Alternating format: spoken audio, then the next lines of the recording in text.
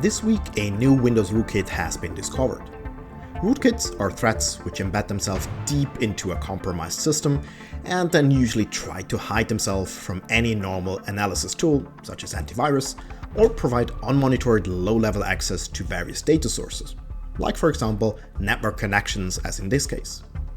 The interesting part is that this rootkit driver had a valid digital certificate coming from Microsoft. It was signed on March 17th. The malware was submitted to Microsoft through their own Windows Hardware Compatibility program and then subsequently signed.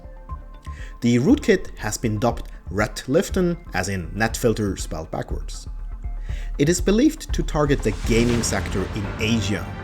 For example, the driver is able to help to spoof the geolocation of any system by proxying network connectivities back and forth to the attacker. The malicious driver is also able to add a new root certificate in order to intercept encrypted traffic. This could allow to bypass anti-cheat verification engines of online games. The rootkit is usually installed through a dropper on a compromised system, resulting in the malicious netfilter sys driver to be loaded.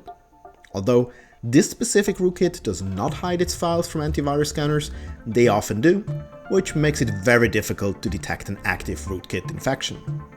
The Acronis Cyber Protect solution can scan backups online in the cloud, allowing to detect even aggressive rootkits, as they are no longer active.